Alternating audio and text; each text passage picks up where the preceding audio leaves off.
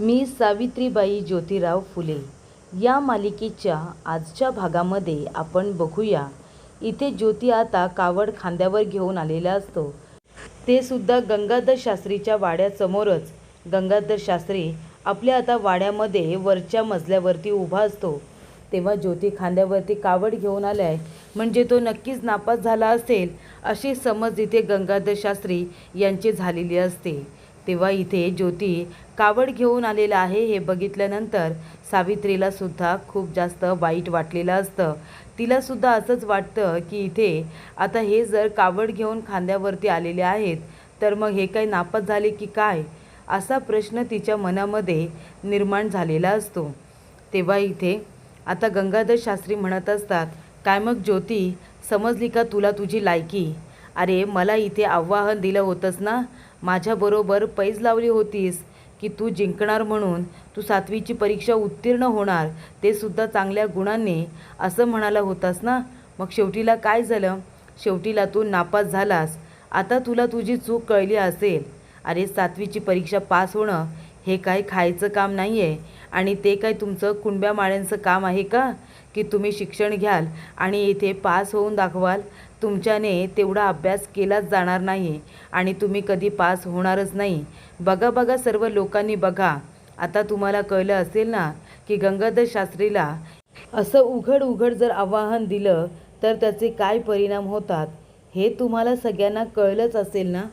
तेव्हा इथे गंगाधर शास्त्री म्हणतात की आता एक काम करायचं, ठरल्याप्रमाणे ज्योतीला शिक्षा तर मिळणारच. मी काय सांगितलं होतं, वर्षभर कावड भरून आणायची आणि माझे पाय धुवायचे असं मी म्हणालो होतो ना, त्यामुळे शिक्षा तर आता मिळणारच तुला. गोविंद काका म्हणत असतात, नको नको मालक, असं करू नका. देवा, मी हवं तर तुमचे हात जोडून माफी मागतो, पण तुम्ही माझ्या मुलाला शिक्षा देऊ नका. अहो नादान आहे, तो लहान आहे. मी तुमची माफी मागतो देवा. तेव्हा प्रेक्षकांनो, इथे गंगाधर शास्त्री म्हणत असतात की आता माफी मागून काय उपयोग? तेव्हा त्याला अडवलं नाही ना. जेव्हा त्याने मला आव्हान दिलं होतं तेव्हा तुम्ही त्याला अडवलं नाही, तेव्हा तू गप्प बसलास ना. मग आता का बोलतोयस? तेव्हा इथे मला जेव्हा आव्हान दिलं तेव्हा तुला वाटलं की तुझा मुलगा 7वी परीक्षा उत्तीर्ण होईल आणि मग तो जिंकेल, असं वाटलं होतं ना. या गंगाधर शास्त्रीला, या वेदपुराण गंगाधर शास्त्रीला हरवणं काही खायचं काम नाही आहे, आणि ते काम तुझ्या मुलाने केलं होतं. मग त्यावेळेला गोविंदा तू गप्प बसलास ना, मग आताही तू गप्प बस. आता तुझ्या मुलाला माफी नाही, त्याला त्याच्या गुन्ह्याची शिक्षा जरूर मिळणार. चला रे, आता इथे कावड तर भरून आणले ना, लवकरात लवकर ते घमेलं घ्या आणि त्याच्यामध्ये मी माझे पाय ठेवणार. बसायला मला पाठ घ्या आणि मग हा कावडमधलं पाणी माझ्या पायावरती ओतेल आणि माझे पाय धुवून घेईल. आता तुला तुझी लायकी समजली असेल ना. तुम्ही लोक शिकू शकत नाही आणि तुम्ही फक्त आमची सेवा करायची, सेवा. तेव्हा प्रेक्षकांनो, इथे आता एका माणसाला सांगितलेलं असतं की माझ्यासाठी पाठ मांड आणि माझे पाय धुवायचे आहेत. तेव्हा त्या कावडमध्ये आता पाणीच नसतं हे सांगितलं जातं की गंगाधर शास्त्री, कावडमध्ये पाणी नाही आहे. गंगाधर शास्त्री म्हणतो, काय कावडमध्ये पाणी नाही आहे? मग पाणी गेलं कुठे आणि त्याच्यात आहे तरी काय? तेव्हा इथे ज्योती जोरात म्हणतो की गुलाल, त्याच्यामध्ये गुलाल आहे. तेव्हा इथे गंगाधर शास्त्री म्हणतो, गुलाल? अरे पण ते कशासाठी? तुला सांगितलं होतं ना तू हारल्यानंतर त्याच्यामध्ये पाणी आणायचं म्हणून, मग तू गुलाल कशाला आणलास? तेव्हा तो म्हणत असतो की गंगाधर शास्त्री, तुम्हाला काय वाटलं? तुम्हाला दिलेलं आव्हान, तुम्हाला केलेली पैज, मी हारलोय असं वाटलं तुम्हाला? अहो मी इथे आलो आहे तुम्हाला सांगायला की मी हारलेलो नाही आहे, तर मी जिंकलेलो आहे. मी 7वीची परीक्षा पास झालेलो नाही आहे, तर फक्त आणि फक्त पास न होता मी चांगल्या अव्वल गुणांनी पास झालेलो आहे, असं इथे आता ज्योती गंगाधर शास्त्री यांना म्हणत असतो. मी सगळ्यांसमोर आव्हान स्वीकारलं होतं ना, मग आता सगळ्यांसमोर मला तुम्हाला हे सांगायला नको का की मी जिंकलोय म्हणून? मी 7वीची परीक्षा मी अव्वल गुणांनी पास झालो आहे, कळलं का? आणि त्यासाठीच मी गुलाल घेऊन आलो आहे, गुलाल.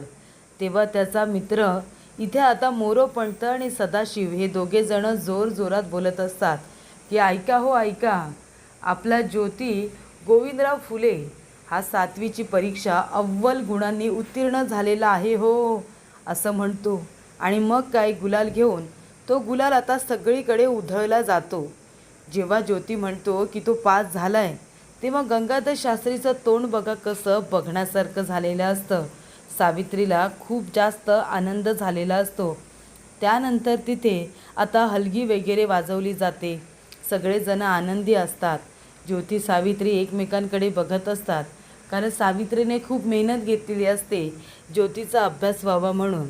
तिने सुद्धा जरा मेहनत घेतलेलीच असते, त्यामुळेच हे शक्य झालेलं असतं. तेव्हा इथे ज्योती म्हणत असतो की गंगाधर शास्त्री, अहो तुम्ही असं का म्हणता की शिक्षणावरती फक्त तुमचा अधिकार आहे? शिक्षणावरती प्रत्येक माणसाचा अधिकार आहे. फक्त पुरुषांचाच नाही तर महिलेचा सुद्धा अधिकार आहे. कळलं तुम्हाला? शिक्षण हे सगळ्यांना समानतेचे अधिकार देतात आणि तुम्ही का आम्हाला शिक्षणापासून लांब ठेवता? शिक्षण फक्त तुम्हीच घ्यायचं, आम्ही नाही, असा भेदभाव का?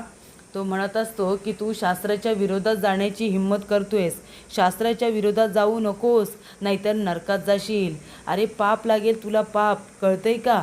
शास्त्र तुला वाटतं काय? तेव्हा तुला कुणी सांगितलं की तुम्ही शिक्षणाचा अधिकार घेऊ शकता, तू शिकू शकतोस? 4 पुस्तकं काय शिकलास? गंगाधर शास्त्रीच्या विरोधात बोलशील का तू? गंगाधर शास्त्रीच्या? तेव्हा तो म्हणत असतो की शिक्षणच मला बोलण्याचा अधिकार देतो, कारण शिक्षणच मला सांगतं काय बरोबर काय चूक आहे. तुम्ही म्हणता की आम्ही शिकू शकत नाही का? तुम्हाला का असं वाटतं की आम्ही शिकायचं नाही, शिक्षण फक्त तुम्हीच घ्यायचं? तेव्हा तो म्हणत असतो हो, कारण का तर ब्राह्मण, क्षत्रिय आणि शूद्र यांच्यामध्ये कधीही बदल होणार नाही आहे. ऐका शूद्रांनो, तुम्ही कधीही आमच्या पायाखालीच राहणार, कळलं का? तेव्हा ज्योती म्हणतो का का तुम्ही नेहमी आम्हाला पायाखाली दाबून ठेवण्याचा प्रयत्न कराल? पण आता ते शक्य होणार नाही. आता आम्ही उडण्याचा प्रयत्न नक्की करणार. गंगाधर शास्त्री म्हणतो तरीसुद्धा काही बदल घडणार नाही, कळलं ना? तू अजिबात बदलाव आणणार नाही आहेस. तेव्हा शास्त्राच्या विरोधात कुणीही गेलेलं नाही आहे, तू सुद्धा जायचं नाही. तर हा शास्त्र कुणी लिहिला? कुणी लिहिला हा शास्त्र? आणि आम्ही तो का मान्य करायचा? शास्त्र तुम्ही लिहिला आहे तो बरोबरच आहे आणि म्हणून आम्ही मान्य करायचा, असं होणार नाही. शास्त्र चुकीचाही असू शकतो. तेव्हा इथे गंगाधर शास्त्रीची बोलती ज्योतीने आता बंद केलेली असते. तेव्हा गंगाधर शास्त्री म्हणत असतात, काय रे ज्योतिया, तुझी जीभ आता खूपच जास्त बोलायला लागली हां? तेव्हा तो म्हणत असतो, गंगाधर पंत, अहो तुमचं आणि माझं काही वैर नाही आहे. अहो तुम्ही मला आव्हान दिलं सगळ्यांसमोर, मी सगळ्यांसमोर ते आव्हान स्वीकारलं होतं आणि सगळ्यांसमोर तुम्हाला सांगितलं की मी पास झाले म्हणून. मग आता विजयाचा गुलाल हा उधळायला नको का? म्हणून मी विजयाचा गुलालसुद्धा घेऊन आलो आहे, जो की मी आता उधळणार आहे. त्यामुळे तुम्ही आम्हाला कितीही दाबण्याचा, कमी लेखण्याचा जरी प्रयत्न केलात ना, तरीसुद्धा इथे समानतेची जेव्हा वेळ येईल ना, जेव्हा तुम्ही इथे सगळ्यांना समान अधिकार द्याल, तेव्हा ही माळ्या कुंब्याची मुलं, ही शूद्र माणसं काय करू शकतात ना, याची तुम्हाला प्रचिती नक्की येईल. म्हणून तर तुम्ही आम्हाला शिक्षणापासून सातत्याने लांब ठेवता ना. तेव्हा तो म्हणत असतो, अरे पण तू कितीही बदलाव आणण्याचा प्रयत्न केलास ना, तरी काही करू शकणार नाही आहेस. अरे ज्ञानोबा माऊली, शेवटीला काय झालं, त्यांना बहिष्कृत आयुष्य जगावं लागलं. आणि त्याचबरोबर तुकाराम महाराज, त्यांनी काय केलं, संत तुकारामांनी जे लिहायचं नाही ते लिहून ठेवलं. शेवटीला त्यांना ते सगळं काही नदीमध्ये अर्पित करावं लागलं. आम्ही काहीही सहन करणार नाही, तुझंही वागणं आम्ही खपून घेणार नाही. ए ज्योत्या, जर तू आमच्या शास्त्राच्या विरोधात जाण्याचा प्रयत्न केलास, आम्हाला अपमानित केलंस या गंगाधर शास्त्रीला, तर मात्र तुला माफ केलं जाणार नाही. तेव्हा ज्योती म्हणतो, मी तुमच्या विरोधात गेलो तर तुम्हाला का राग आला? मग इतकी वर्ष आमच्यावरती अन्याय अत्याचार होतोय, त्याचं काय? तुम्ही आम्हाला गुलाम ठेवलं करून, त्याचं काय? तेव्हा तो म्हणत असतो, मी इथे अव्वल गुणांनी आता पास झालो तर तुम्ही येऊन 4 गुलालाची बोटं माझ्या डोक्याला लावली असतीत, माझ्या कपाळाला लावली असतीत, तर तेवढंच मला बरं वाटलं असतं. अहो आपल्यामध्ये काही वैर नाही आहे, पण तुम्ही आम्हाला इथे चुकीचे समजता, तुम्ही आमच्याबद्दल वाईट विचार करता, त्याबद्दल मग आम्ही बोलायचं नाही का? तेव्हा इथे आता बोलून झालेलं असतं आणि त्याचबरोबर गंगाधर शास्त्रीला चांगलं सुरवून झालेलं असतं की शिक्षणाचा अधिकार फक्त ब्राह्मण लोकांचाच नाही आहे आणि जे लोक अन्यायाच्या विरोधामध्ये बोलणार त्यांचं लोक ऐकणार नाही किंवा त्यांचं वाईटच होणार, काही बदल घडूनच येणार नाही. तेव्हा इथे ज्योती म्हणतो, बदल तर मी घडवणारच आणि सुद्धा याच जन्मामध्ये तो बदल मी घडून आणणार, असं ज्योतीने स्पष्टपणे सांगितलेलं असतं. गोविंद काका म्हणतात, चल ज्योती आता घरी चल, बाद झालं तुझं आता. तेव्हा सावित्री म्हणते, आव चला लवकर घरी चला, मला तुम्हाला ओवाळायचं आहे. तेव्हा इथे ज्योती आता 7वीची परीक्षा ही अव्वल गुणांनी उत्तीर्ण होऊन आलेला असतो, त्यामुळे सगळे लोक फार आनंदी असतात. गफूर चाचासुद्धा आलेले असतात, ते ज्योतीला मिठी मारतात.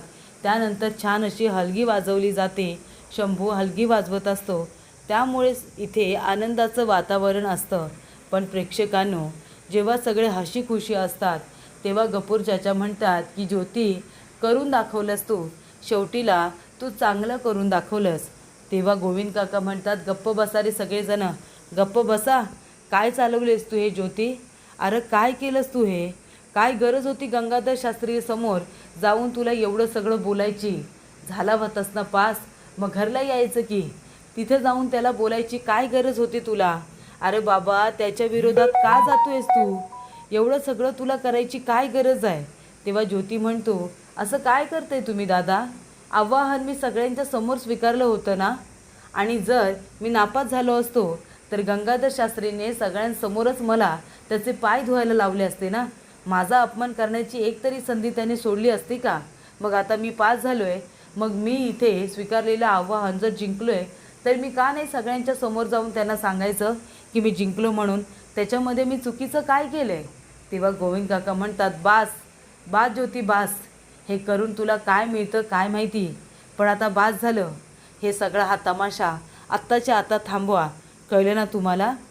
अशा रीतीने प्रेक्षकांनो, इथे आता गोविंद काका ज्योतीला ओरडतात, कारण त्यांना असं वाटत असतं की गंगाधर शास्त्री ही मोठी व्यक्ती आहे पुण्यातली, आणि त्या व्यक्तीच्या विरोधामध्ये तू बोलण्याचा प्रयत्न करतोस, त्यांच्याबरोबर वाद करतोस, आणि जर याचा काही विपरीत परिणाम तुझ्या तब्येतीवरती झाला किंवा कुणी तुझ्यावरती राग ठेवून तुला मारण्याचा प्रयत्न केला तर आम्ही काय करायचं, असा प्रश्न त्यांच्या मनामध्ये सातत्याने येत असतो. गोविंद काका साधेभोळे असल्यामुळे त्यांना या गोष्टीची भीती वाटत असते. आपल्या मुलांनी इथे साधं आयुष्य जगावं अशी त्यांची इच्छा असते. पण प्रेक्षकांनो, ज्योतीला मात्र ते मान्य नसतं. गुलामगिरी ही ज्योतीला अजिबात मान्य नसते, आणि आपल्या विरोधात जर कोणी जाईल तर आपण त्याला प्रत्युत्तर दिलं पाहिजेच, असं ज्योतीचं म्हणणं हे कायमस्वरूपी असतं. आणि त्यामुळेच इथे गोविंद काकांना त्यांची काळजी वाटत असते की माझा मुलगा तर त्या लोकांच्या विरोधामध्ये बोलतो, त्यांचा एक शब्दसुद्धा ऐकून घेत नाही, आणि त्यामुळे त्यालासुद्धा बहिष्कृत केलं तर, त्यालासुद्धा इथे आता त्या ब्राह्मणांनी अडवणूक केली तर, अशा अनेक गोष्टी त्यांच्या मनामध्ये येत असतात. आणि म्हणून प्रेक्षकांनो, इथे आता गोविंद काका घाबरत असतात. पण इथे ज्योतीचं एकच म्हणणं असतं की शिक्षण घेणं याच्यामध्ये काही चुकीचं नाही आहे, शिक्षण हे घेतलंच पाहिजे, त्याच्यावरती कुणाची एकाची मालकी हक्कसुद्धा नाही आहे, शिक्षण हे सगळ्यांसाठी आता मोकळं आहे की नाही. तेव्हा गोविंद काका म्हणतात, बास बास झालं बास, मला आता तुझं काही ऐकायचं नाही आहे. तेव्हा इथे रखमा आणि राणोजी या दोघांना काय आनंद झालेला असतो जेव्हा गोविंद काका ज्योतीला बडबड करत असतात. पण सावित्रीला कुठेतरी वाईट वाटतं या गोष्टीचं की एवढी मोठी गोष्ट माझ्या नवऱ्याने केली, पण तरीसुद्धा कौतुक नाहीच. तर पुढील भागामध्ये इथे आता ज्योतीला वाईट वाटलेलं असतं. आऊ म्हणते, ज्योती अरे जाऊ दे, दादाच्या बोलण्याचं वाईट वाटून घेऊ नकोस, नको लक्ष देऊ. तेव्हा ज्योती म्हणत असतो, पण आऊ सांग ना, अगं काय चुकीचं केलं ग मी?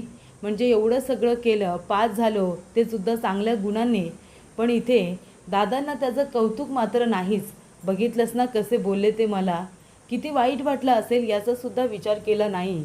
तेव्हा इथे आऊ म्हणत असते, तू जे केलेस ते कुणीच करणार नाही, पण दादाला आता भीती वाटते गंगाधर शास्त्रीची, म्हणून तो तसा बोलला असेल.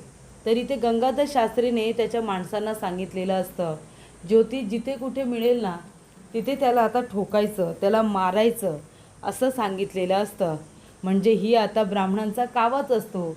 जर कोणी ऐकलं नाही, ब्राह्मणांच्या विरोधात गेलं तर अजूनसुद्धा त्या माणसांना मारलंच जातं ना, त्यांच्यावरती अन्याय हा अजूनसुद्धा केला जातोच आहे.